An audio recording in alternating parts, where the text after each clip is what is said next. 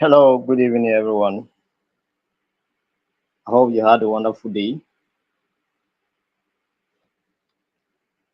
All right, my name is Tavle Joshua, and today we are here once again for the professional diploma training that we have been organizing for the previous how many days.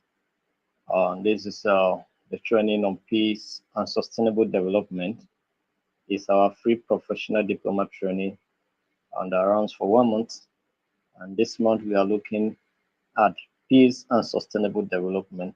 And this training is being provided by the Institute of Global Peace and Conflict Management. And today I am going to, you know, take time to look at some of the issues that has to do with peace and development. But before we continue, I'd like to welcome all of you for always taking time to be part of the training. And today is also going to be an exceptional, unusual what we have been enjoying. And of course, since it has been our tradition, if you have joined, you can help us to share the link with someone, inviting them to be part of the training.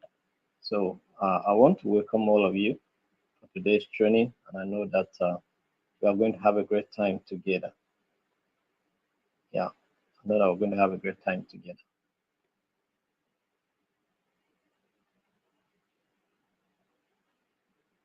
Yes, good evening, Onyeka Obi. I think I have a reply that I need to send to you. Just give me a little time. I'll reply you maybe after today's meeting, or I will call you tomorrow so that we'll discuss some of the things that you want us to look into. Thank you very much for joining us today. I hope you can hear me loud and clear. So today we're going to look at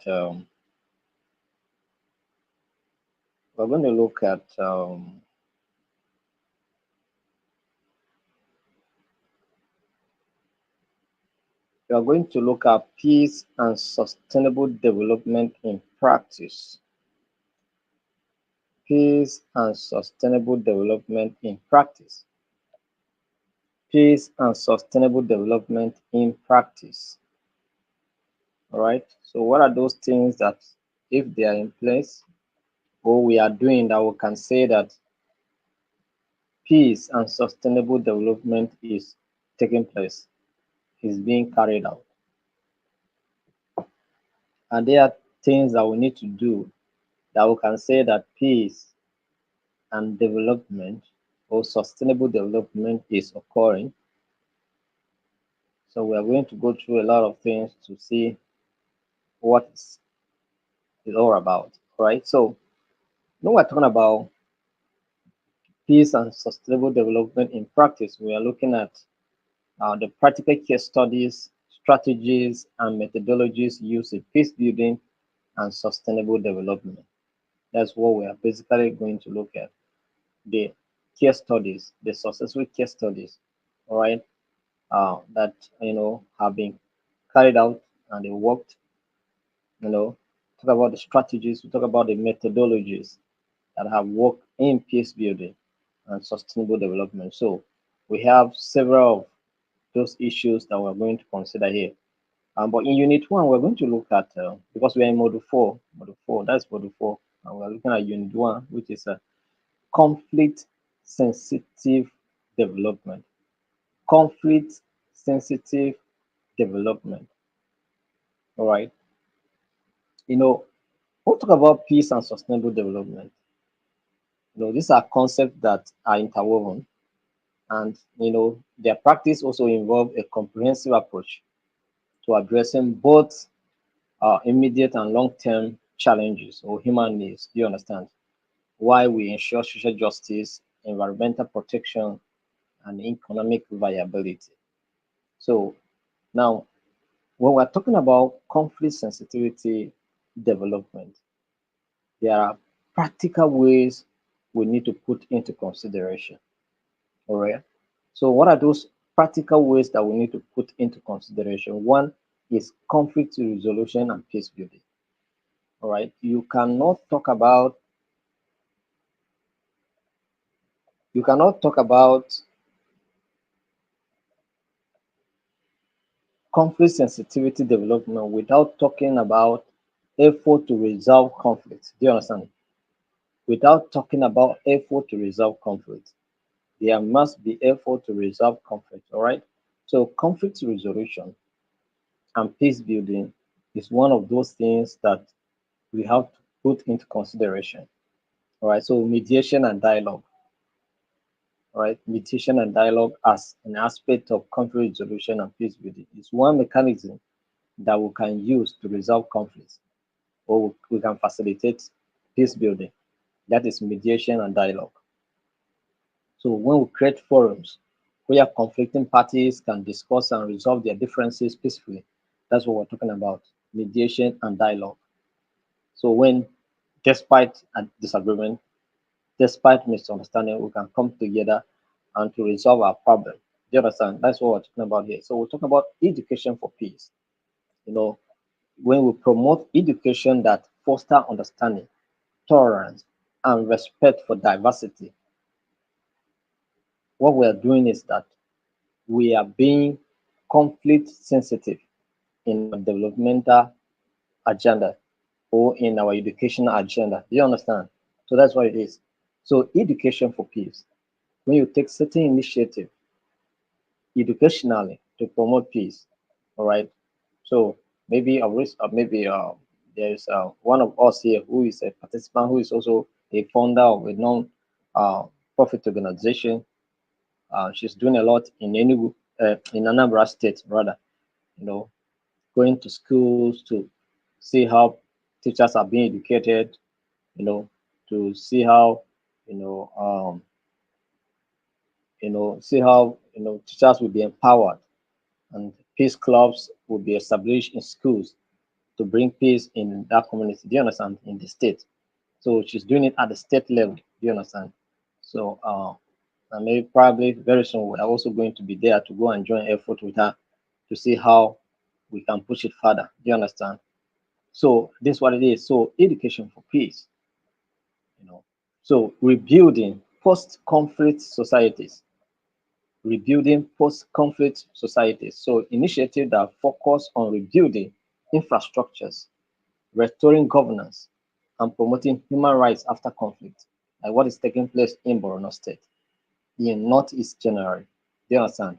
So rebuilding post-conflict societies, that is after conflict. Now you take initiative that bring back human dignity, that bring back infrastructures, that bring back governance, effective governance. Do you understand? And that's what just the people of Borno State are benefiting now, because of the current governor, developmental initiatives. Right? So then we'll talk about promoting inclusive and equitable growth. Promoting what? Inclusive and equitable growth. So under this, we're going to look at inclusive policies. When we develop policies that carry everyone along, policies that are not discriminatory, policies that serve both uh, female and male, equality, equity. Do you understand? Equal distribution of opportunities. These kind of policies are much, much welcome. Do you understand? Developing economic policies that ensure equitable access to resources and opportunities for marginalized and vulnerable populations, all right? Reducing poverty and inequality. So these are the policies that we want. Because after conflict, a lot happens. And in conflict, the marginalized suffer most, the vulnerable suffer most, the children, the old age, the women, they receive the most of the bitter piece of conflict. Do you understand? So social safety net, implementing programs like social protection, healthcare, and education to promote stability and reduce conflict triggers related to economic disparities. So all of these are going to help to facilitate inclusive and equitable growth of society. So environmental sustainability. So environmental sustainability. So sustainable resource management, protecting natural resources like water, forests, biodiversity through conservation and suitable use. Just what we discussed yesterday. We need to put effort to make sure that these things are being preserved and are being protected. All right. They are also being conserved for our future use.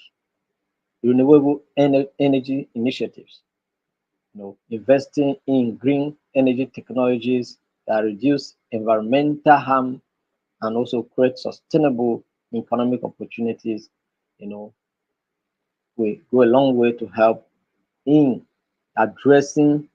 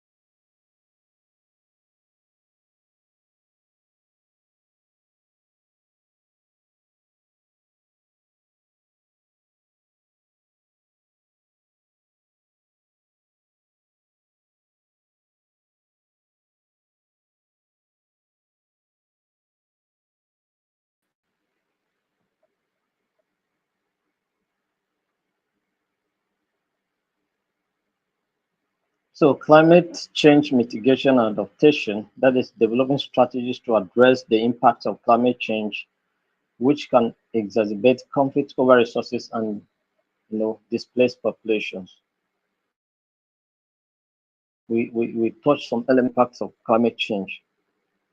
We made mention of the hurricanes, the tsunamis, the heat waves, you know, the high, you know, the rise of the sea causing, uh, you know, threat to human existence. Do you understand? And so all of this impact must be mitigated. So this is what we're talking about here. Talk about governance and rule of law.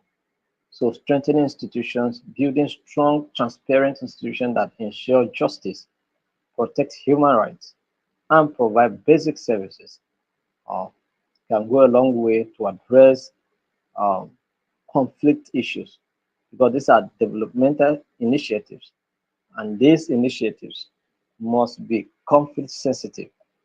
They must address conflicting issues. You understand? So anti-corruption measures, reducing corruption to promote trust in governance, which can reduce social tensions and conflicts, right? Anti-corruption measures, reducing corruption. You know, we must be deliberate about it to reduce corruption because corruption is one of the causes of conflict, all right? Because money that is meant for a particular project that is not being done can degenerate and cause conflict.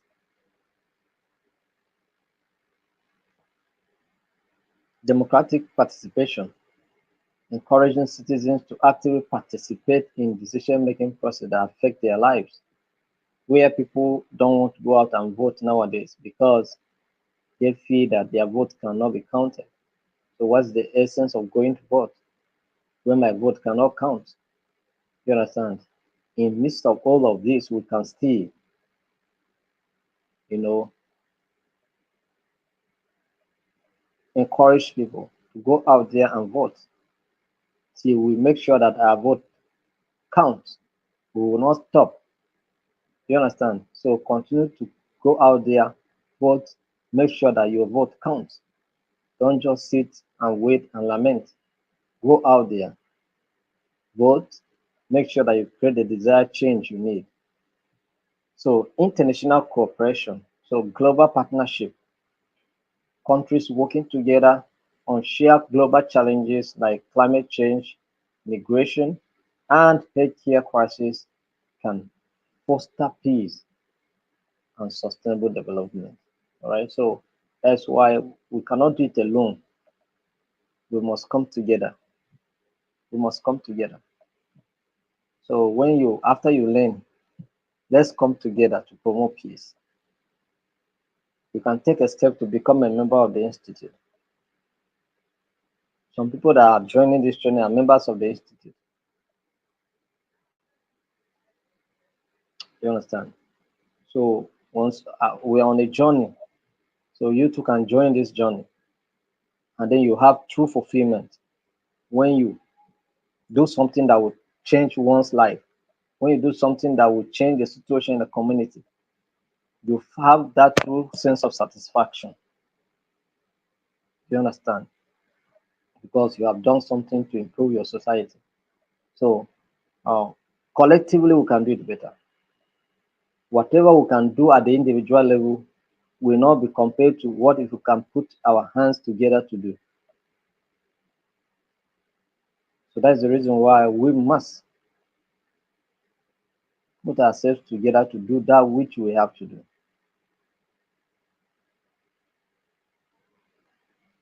And I believe that God will help us. So peacekeeping and diplomatic efforts, supporting international efforts such as United Nations peacekeeping missions and diplomatic interventions to prevent conflicts and promote peace. So we need to contribute for these activities to take place. You know,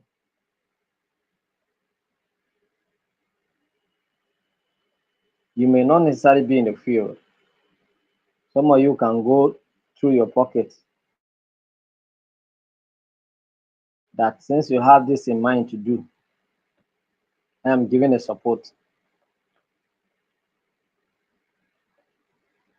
You understand? Like I said, next year, you know, rolling out their humanitarian activities fully. Yeah, we'll be doing humanitarian outreaches here and there. Do you understand? So you can also participate. It may come to your community. Tomorrow may be in another person's community. Do you understand? So sustainable livelihoods, supporting local economies.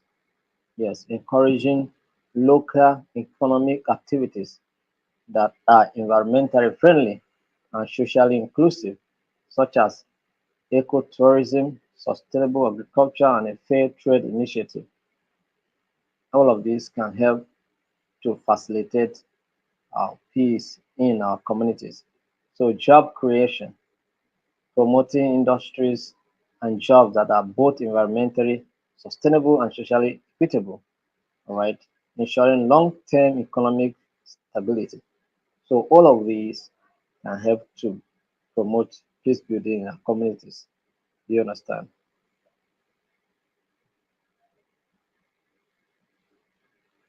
So, when we are talking about conflict sensitive development, these are some of the initiatives that you need to take to make sure that every development initiatives embed some of these elements to make sure that conflict is being removed out of the situation. Do you understand? So that's what is involved. So let's look at principles of conflict sensitive development. What are the principles of conflict sensitive development? What are the principles of conflict sensitive development? Let's look at when we're talking about conflict sensitive development, what are we talking about? Now, when you want to carry out developmental initiatives, have you about your mind that in the course of implementing these policies, there may be crisis. In the course of executing this project, there may be crisis, conflict. So, in case conflict arise, how do we address them? Do you understand? So that is the question you are going to ask when you are taking a developmental steps or project. Ask these questions. In case conflict arise, how am I going to address it? So your policy should, most of the time, the reason why we don't, sometimes we take policies without putting into consideration the conflict sensitivity of that project. And that's why sometimes we hear people cramming and insulting and talking so much about policies of government, how bad they are. When you begin to hear such voices, know that there's a conflict and it must be addressed. And one way you can address this kind of conflict is to review the policy, to review the project. You understand? Or to review a decision that has been taken towards a particular initiative. Can be reviewed. It can be reviewed. Definitely can be reviewed. Do you understand? So that's what we're talking about. So conflict sensitivity or conflict sensitive development refers to the practice of ensuring that development initiatives are designed and implemented in ways that minimize the risk of exacerbating existing conflict or creating new tensions. So maybe there's a conflict in a particular place, or there has been conflict. You want to go and do a particular project, then be careful the kind of project you want to initiate there. If it must be a project, it must serve both parties. No party should be sidelined.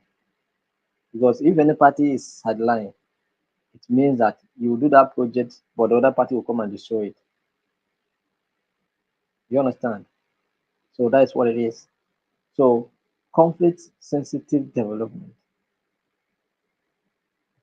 practice of ensuring that development initiatives are designed and implemented in ways that minimize the risk of exacerbating existing conflict or creating new tension.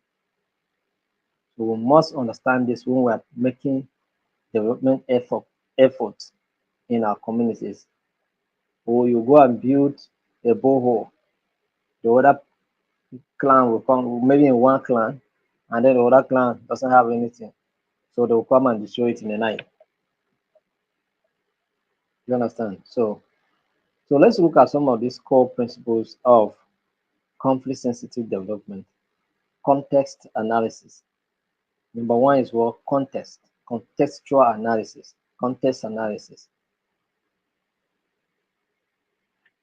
So understanding the conflict dynamics, that is before implementing any development project, it is critical to assess the local social, political, and economic conditions. So you look at the social, the political, and the economic conditions before you can carry out any project. Context, carry out an analysis of contextual analysis is very important because needs are so peculiar. Do you understand? What may be my need may not necessarily be your need.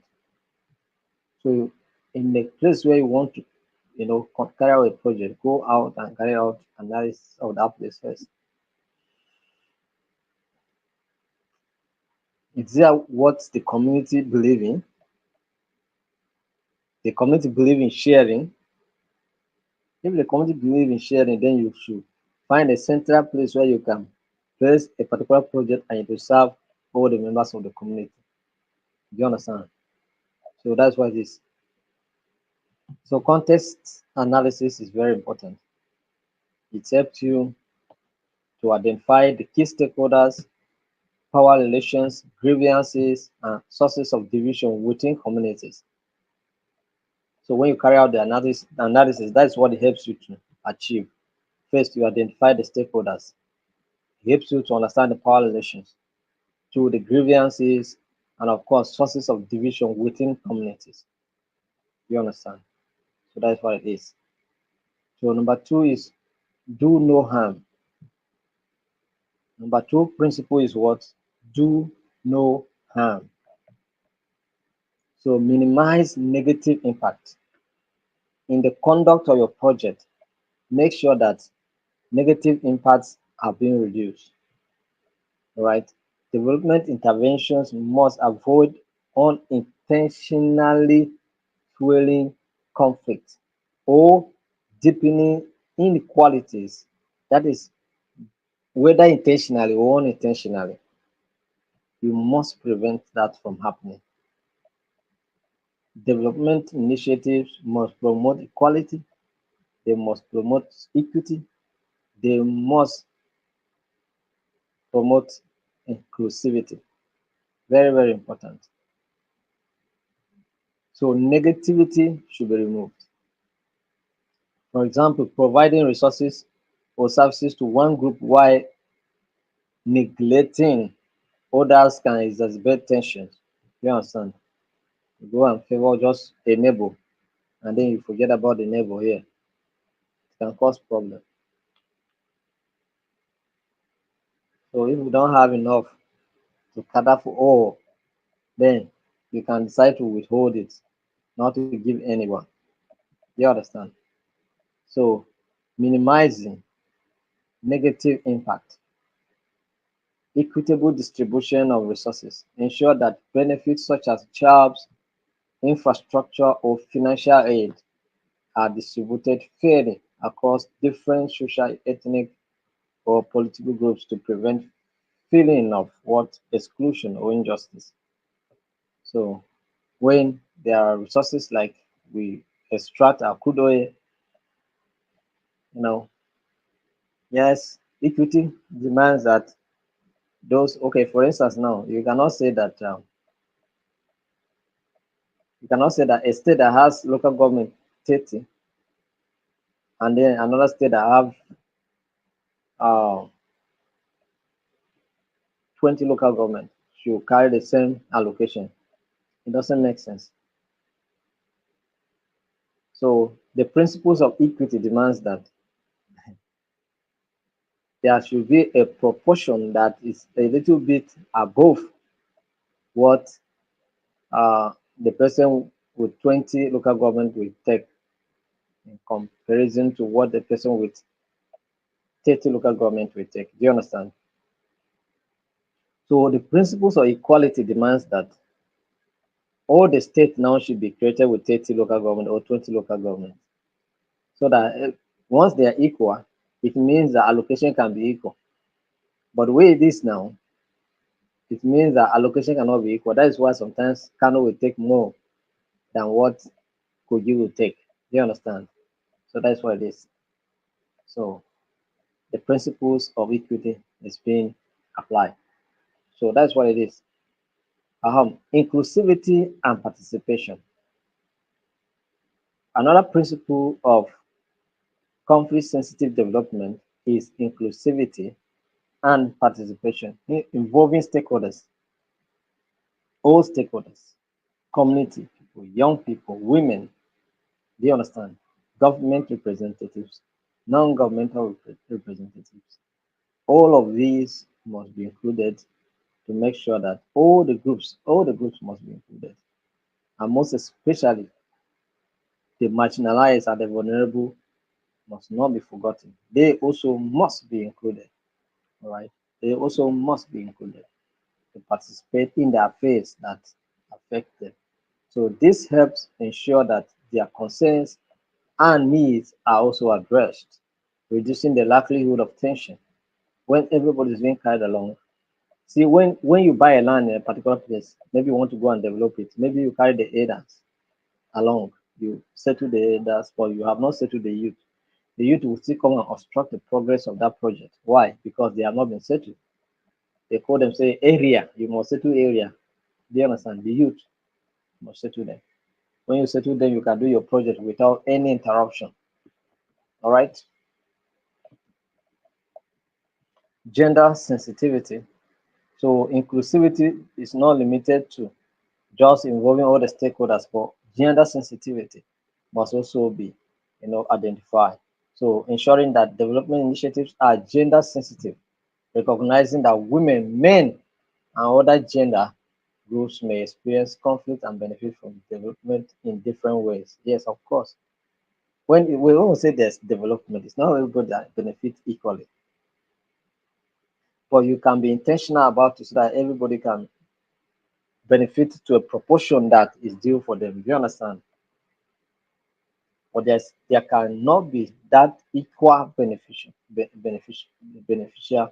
uh you know opening. So, but people can benefit in proportion to their capacity and their expectation and their need. Do you understand? So that is it. So adapting to changing conditions. Another principle is to adapt to changing what condition, flexible and responsible. Conflict situations can change rapidly. Development programs should be flexible enough to adapt to evolving political or social conditions, right? So you need to monitor to see when these changes are happening so that you can also adapt as the changes occur. Because as these changes occur, they affect a lot of things. So you also need to change alongside as they changes. Do you understand? So building social cohesion, that is building social cohesion bring about bridging the divides. There's so much division. So projects should be aimed at bringing a bridge, just creating bridges for people to, cross. So when that cohesion among communities, among people is being fostered, it means that there will be social cohesion in the community. The divisions will be closed, all right?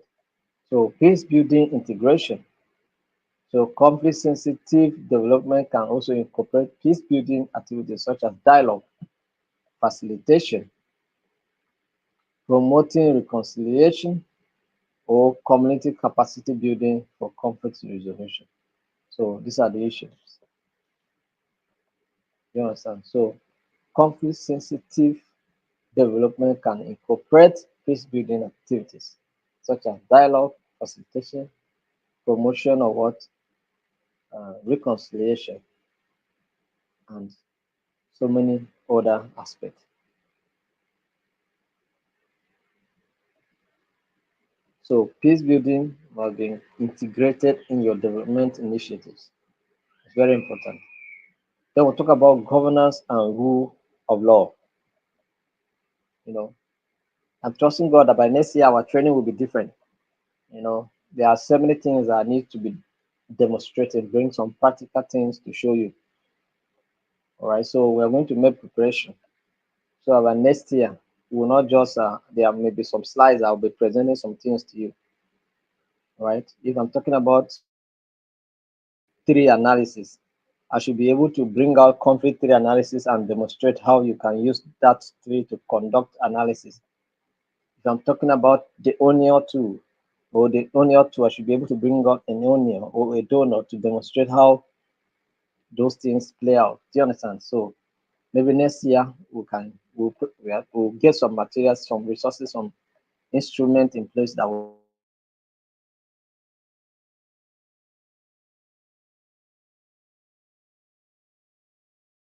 the way we are going to we'll see next year. So um because it's going to evolve definitely. It's going to be on another level. and maybe I will not be sitting down again to do lectures. I'll be standing. You understand? So this is what is going to happen. So governance and rule of law, strengthening local institutions. Weak governance and corruption often contribute to conflict. So strengthening institutions that provide justice, resolve dispute, and manage resources fairly, you know, are essential towards conflict-sensitive development. So institution, there are several institutions that all need to be protected and strengthened. Most especially those that are fighting for human rights, those that are even standing in for people. Such must be protected. They must be empowered. Accountability and transparency. Development initiatives should be transparent with clear mechanism for accountability. When these things are not being provided, progress becomes difficult and conflict becomes imminent. You understand? Conflict becomes what?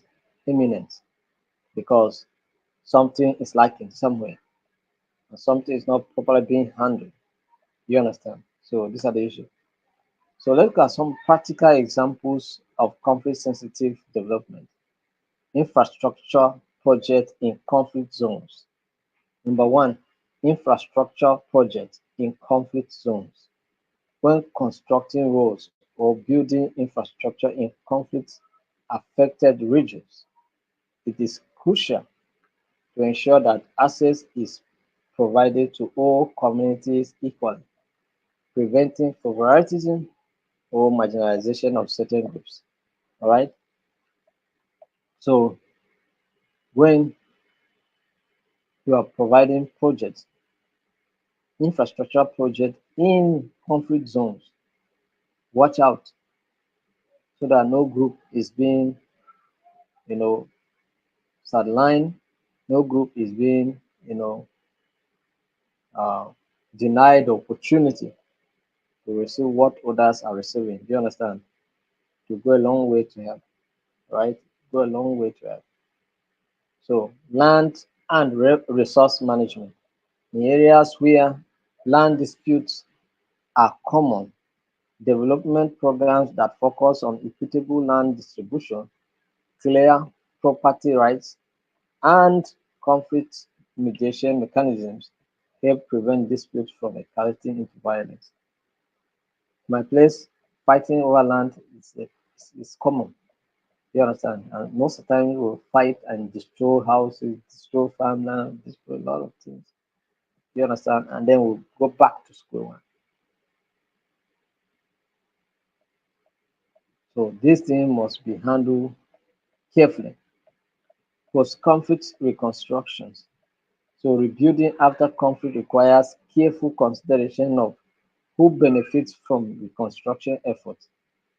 All right. Are all the parties benefiting? Or are the people that have suffered the most in the conflict benefiting the most? And of course, those that have suffered the most. So prioritizing the inclusion of former combatants, refugees, and marginalized groups in rebuilding efforts can prevent a resurgence of tension. Do you understand? So those that were in the forefront fighting, you are doing something for them. Those that were affected, the refugee, you are also doing something for them. Nobody's being marginalized. All right. So that's why we're talking about the issue of repentant Boko Haram members. They say they repent and then they were given opportunities. All right. So education programs, education programs. Education initiatives in conflict-prone areas can focus on promoting peace education, promoting what peace education,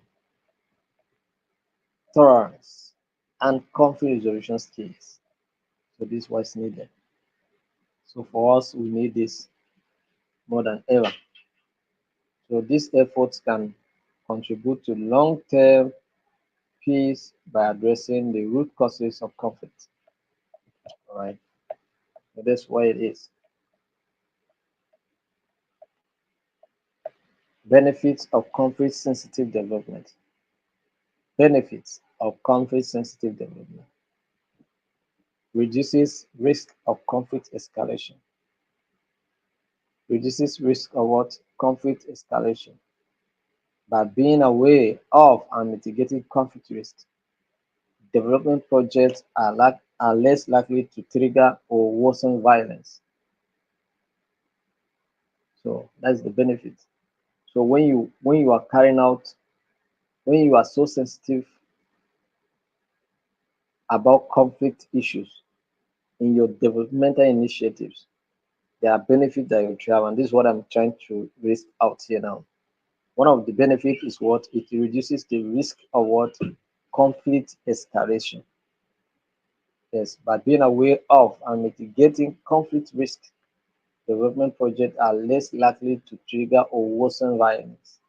You understand? So once you are sensitive enough to bring up project initiatives that we be mindful of the activities and the programs that you're going to put in place to checkmate where necessary, conflict can arise, then surely you can execute projects that may mitigate what? Conflict or the potentials of conflict. So promote long-term stability, right? Inclusive and stable development programs promote what? Social cohesion and reduces grievances that can lead to what? Conflict. Reduces grievances that can lead to what? Conflict. So enhances project effectiveness. This can also help to enhance project effectiveness. Conflict sensitive projects are more likely to be accepted and supported by local communities, improving the chances of successful outcome because, of course, all the stakeholders are being carried along. So the community people are being carried along. So they also participate in the formulation of project plans and policies that will affect them. So, of course, they are trying to also address issues that may cause conflict or may result into conflict. So, by so doing, they embrace those policies and programs more than when it's being imposed on them altogether. So, these are some of the core principles, benefits that has to do with conflict sensitive development. So, whenever you are carrying out a developmental initiative, let the aspects of conflict be embedded in it. So just have a mindset that there's a possibility that in the course of executing this project, there may be conflict. Do you understand? So what do? Put it in the project plan. Let there be a place for conflict resolution. So for those of us that have the knowledge of project management, you agree with me that there's one aspect of project management or component of project management that has to do with conflict resolution. Do you understand? Because in project management, in project coordination, in project execution, there may arise in the course of doing that, may arise conflict, and you must resolve it. So that's why we have it as a component in project management. Apart from risk management, apart from financial management, apart from uh, you know what do you call it, project life cycle and all of those things, or procurement and all of that, quality assurance and all of that, we still have the place of conflict resolution. So conflict resolution is very, very important topic and it cut across all fields. Do you understand? There's no field that is immune to conflict. No, education, medical, engineering, manufacturing, every structure of our society is being affected by conflict. So conflict, if there's anybody who has not experienced conflict here, you can raise up your hand. Let me see. In fact, some of you even quarrel before you come here. including me that I'm teaching you. So let's look at some case studies of conflict sensitive projects. Case studies, successful case studies. What does are there evidences where this thing that we're talking about took place and it worked well? Let's see. So there are several successful conflict sensitive development projects uh, provided valuable insight into how integrating conflict sensitivity can lead to positive outcomes in fragile or conflict affected areas. So let's look at number one, Northern Uganda.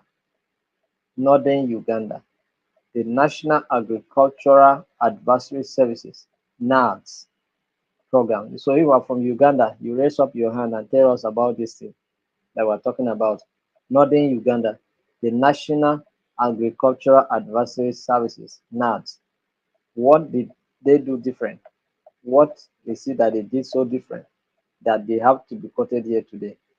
You understand? So context, let's look at the context and what happened. Uganda experienced a long civil conflict, particularly in the northern region, where the Lord's the Lord's Resistance Army, LRA, caused widespread devastation.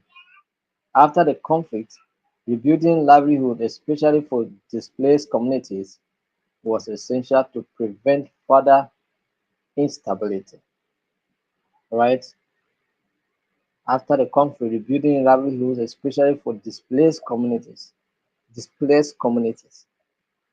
So those that were affected in the crisis, the focus was much on them because if the focus is not on them, with the tension, with the trauma of the conflict, they will come back and start another one. So that other people also will suffer what they suffered. Do you understand? So conflict sensitive approach.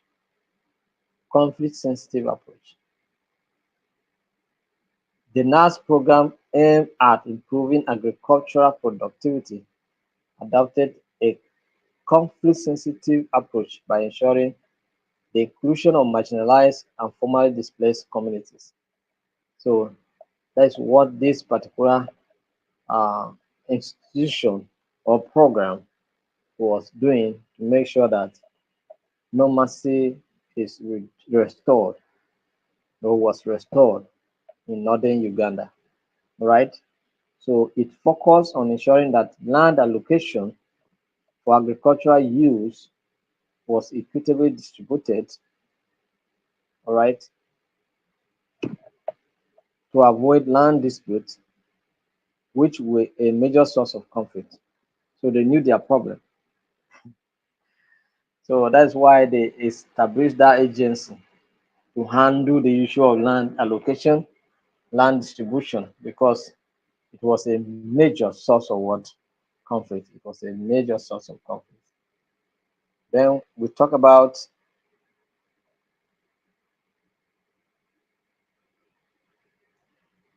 the impact of that policy. Impact. The project helped restore livelihoods for thousands of internally displaced persons. That's what they were able to achieve. So those that were displaced, their livelihoods were restored and they were empowered. It also contributed to social cohesion by fostering cooperation between various ethnic and social groups, reducing tension around resources, uh, access, and distribution. And I can tell you that Uganda is also enjoying relative peace. Do you understand? They're enjoying relative peace because despite the issue of civil war, they came out and make effort to resolve their differences. Do you understand? So they're enjoying relative peace. Then we'll talk about Nepal, another case study. Nepal Rural Access Program. Nepal RAP. All right, RAP, Rural Access World Program. Context. Nepal first what? Nepal first a decade-long civil war. civil conflict, 1996 to 2006, between government forces and Maoist insurgents.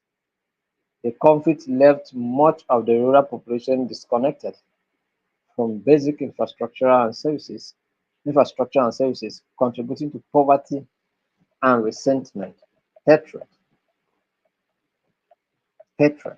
All right, poverty and hatred.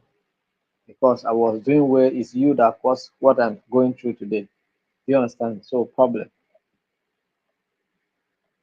It's like when you come to realize that it's your uncle that is your problem. Even if you cannot do your uncle anything, but there's that sense of resentment there, hatred, that feeling. So it's you that have been responsible for my downfall, my stagnation for all these years. You understand? So resentment. So conflict sensitive approach. The RAP aim to build roads and infrastructure in rural areas, but recognize the risk of increasing tension by favoring certain communities over others. So these are projects that are capital intensive, right? Construct roads. So if we must construct, it means that several communities must benefit. So many communities must benefit. Yes. So you must be strategic so that the road will cut across so many communities. So all of them will benefit from it. You understand? So to address this, the program focus on inclusivity and equity by employing what the locals from conflict affected and marginalized communities in road construction, providing them with jobs and livelihood. Okay, providing them with jobs and what livelihood. So they were doing well. So this helped to reduce the tension. All right, this helped to reduce the tension. The project also incorporated community participation in decision making to ensure that different ethnic groups and former combatants had a voice in how the infrastructure projects were planned and implemented. So, like I say, if you participate in the formulation of policies, you can stand a better chance to participate in its implementation. Are we making sense? Are we making sense? So, what was the impact of this project? Okay, that's the impact that we have discussed. So, it has reduced tension and helped to improve the infrastructure of the people, and they are enjoying themselves. So, let's look at another one: Sierra Leone. Sierra Leone. Sierra Leone. Sierra Leone. That is post-conflict health system strengthening. So, for those of you that is from Sierra Leone, Freetown. Okay, it's Liberia that is Freetown, huh? So Sierra Leone. So if you are from Sierra Leone, you help to confirm what we're talking about here. Sierra Leone, that is post-conflict health system strengthening. Context: Sierra Leone emerged from a brutal civil war in 2002, which destroyed its healthcare system. The immediate post-war period saw a fragile peace, and inequalities in access to healthcare pose a risk of draining what conflict or reigniting conflict. So conflict sensitive approach. The government with support from international partners focus on rebuilding what the health system in a way that will prevent further divisions by providing equitable access to healthcare across different regions. So that's what happened. And so all the regions were empowered, all the regions had something to benefit. And of course, this is the tension. Special attention was also given to former conflict zones and areas where healthcare infrastructure have been particularly damaged. So, those that receive water too much receive better allocation, or those that receive less water to receive also less allocation just to meet up with their demand. Do you understand? So efforts were made to involve local communities in planning and decision making to ensure that the health care services met the specific need of different groups. Right? So this is what it is. So when people contribute in participating to formulate their policies, the implementation becomes easy. The implementation becomes what? Easy.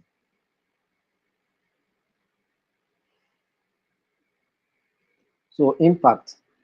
The healthcare system strengthen the peace process. All right. The project improved health outcome while reducing inequalities. So everybody have access to good hospitals. Do you understand? Everyone have access to good programs, hospitals, and all of that. So the Philistine or the Philippines, the Mindanao Rural Development Program (MRDP), the Mindanao Rural Development Program in Philippines. All right.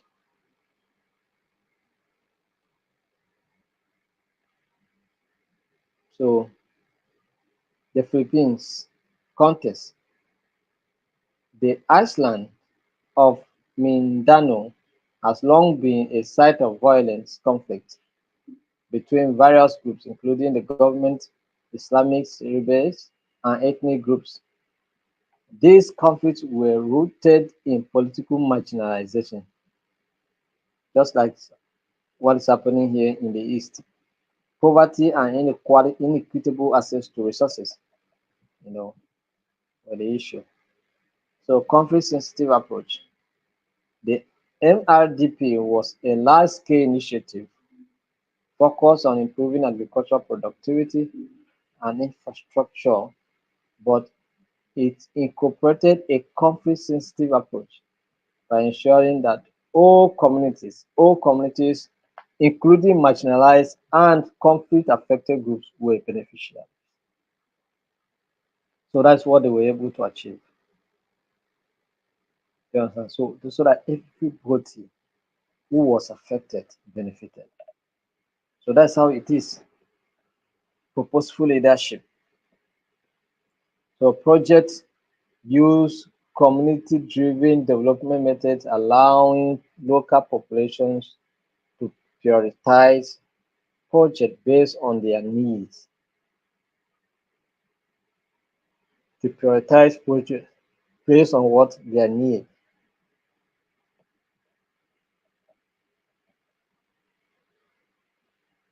So what was the impact of this project? The program led to improve economic conditions in conflict-affected areas, which helped reduce poverty, a root cause of conflict.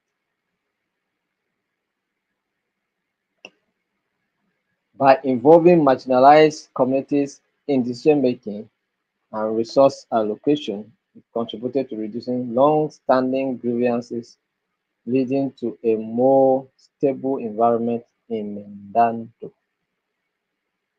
All right, so that's how the program was achieved.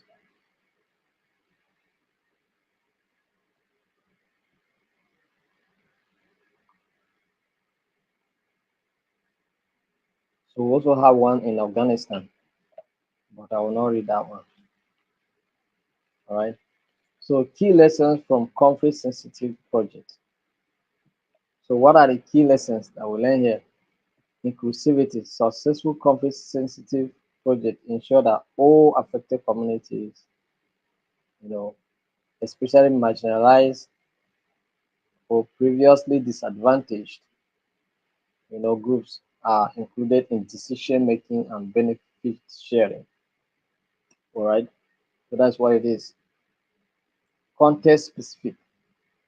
flexibility, empowering, empowerment and participation are some of the things that we like to consider.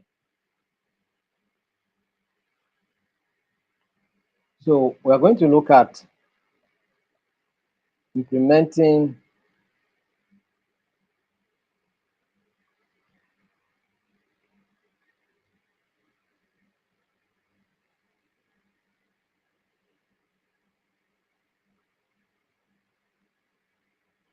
we are going to look at some of the tools that will help you to, carry out the implementation of conflict sensitive development initiatives. All right.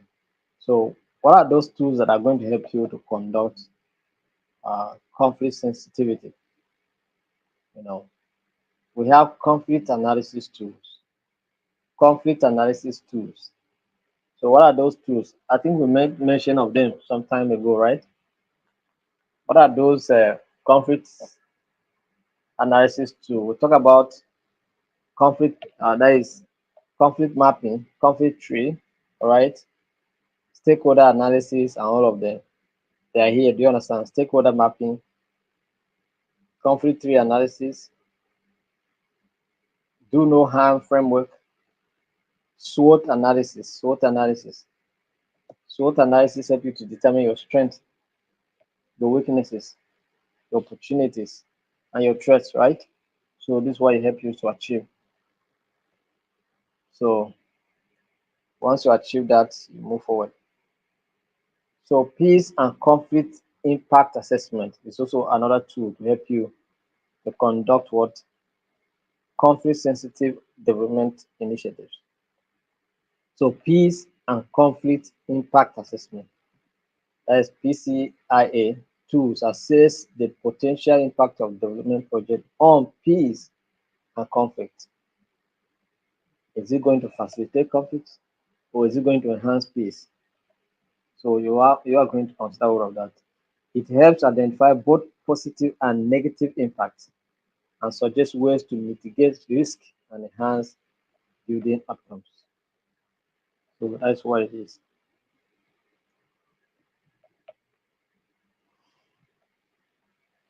Impact monitoring involves regularly assessing the evolving impact of the project on conflict dynamics, all right? And then conflict sensitive scorecard. This helps you to, you know, address some of the issues.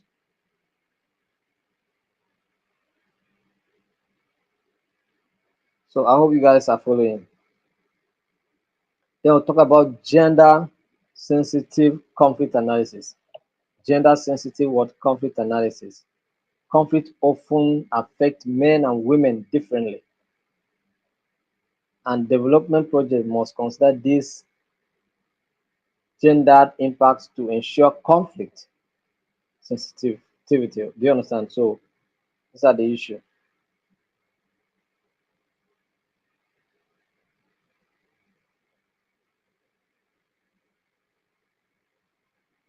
Talk about participatory planning tools. Yes, these tools ensure that local communities, particularly marginalized groups, are involved in planning, implementing, and monitoring development projects.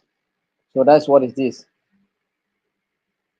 So allow tools to that we encourage people to participate. All right, participatory planning. So you can use surveys, you can use questionnaires to make sure that people participate as much as possible. Do you understand? So that's what it means.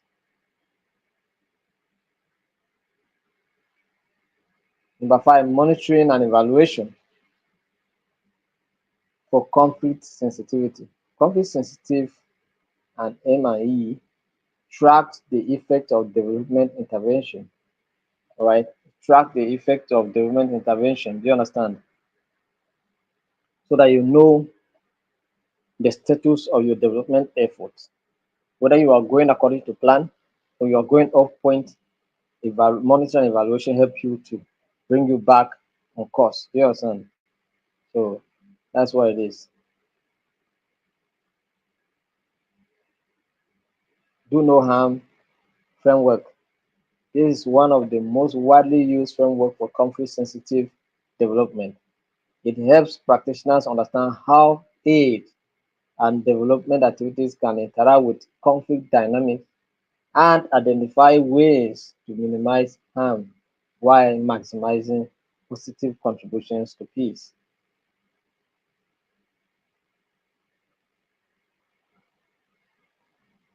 So this is what it is. So look at conflict sensitivity checklist. So you have to have the checklist to help you to know that okay, this thing, if it's around, then possibility is that conflict will occur. So begin to monitor it.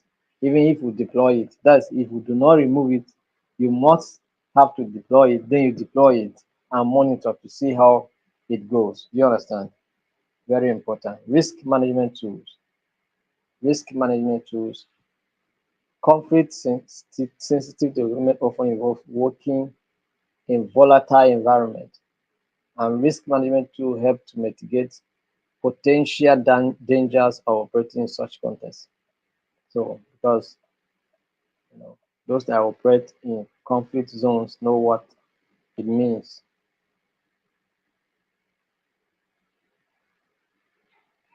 So peace building frameworks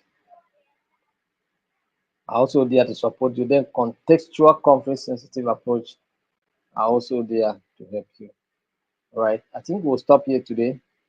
Maybe when we'll come tomorrow, we'll continue from where we stop. But I think it's nice that I should stop here today.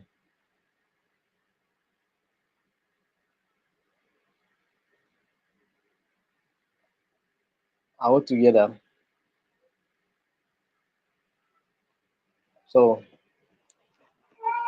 thank you for your participation. Thank you for your participation.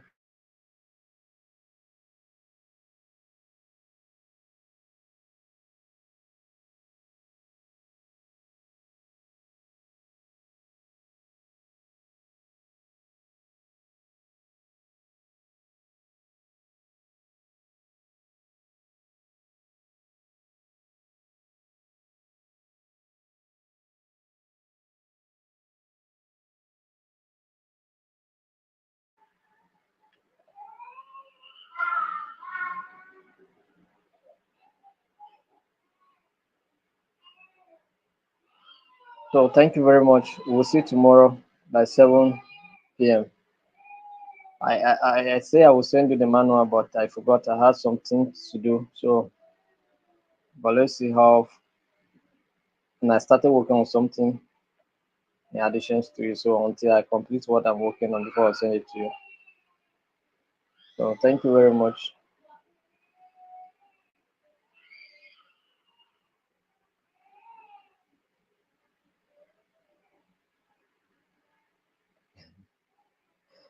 Ella, don't worry. Tomorrow I'll summarize.